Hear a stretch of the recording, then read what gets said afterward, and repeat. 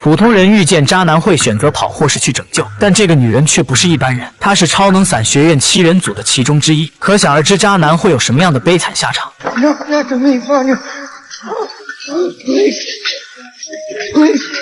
只需一个眼神，房间里的所有物品都在同一时间飞起，在渣男身边不停地围绕。而此时他才知道自己招惹了一个惹不起的人物。不过现在说什么都已经晚了，短短几秒钟，老七就将渣男伪装成了管制刀具收纳箱，这是有多大的仇恨呢？原来他一开始就知道老七拥有超能力，所以带有目的的特意接近，还挑拨他与其他兄弟的关系，最后导致老七在发狂中误杀了老三。当其他人赶到现场时，老七早已经离开。老五将眼球假体放进渣男的左眼，卧槽！刚好合适，造成世界毁灭的罪魁祸首现在已经死了，大家都放松了警惕，像以前一样开始享受生活。可他们为什么没考虑是谁杀了末日缔造者呢？其实老三并没有死，但他下半辈子就不能说话了。苏醒后，他写出了老七拥有超能力的事实。得知后，老大也是一脸的难以置信。也就在此时，懊悔的老七主动回来认错。老大张开双臂原谅他的一时糊涂。老七再一次体验到家人的温暖，但逐渐他感觉不对，呼吸明显有些困难。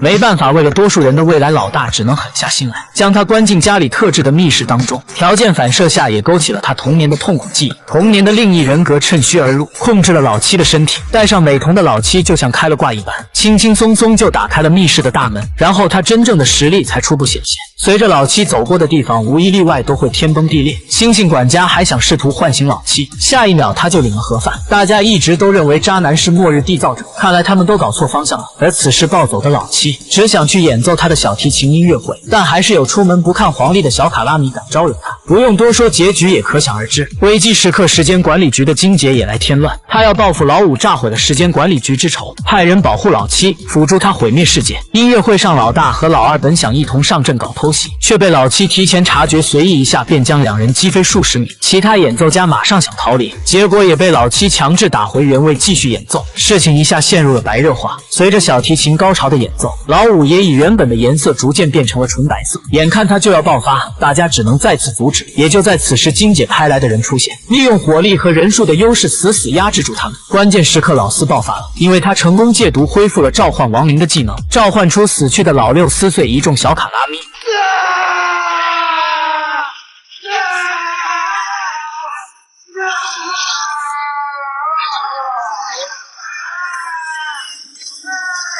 解决了阻碍，大家向老七跑去。老三从身后出现，他完全有机会一枪爆头，可最后关头他犹豫了。看着其他人快被老七吸干能量，老三选择在老七的耳边开枪，不过真的成功阻止了对方。可老七爆发出一道能量柱，射向了月球，月球开始迅速的炸裂，碎块不断的砸向地球。看来金姐说的是对的，任何人用任何方式也阻止不了地球的毁灭。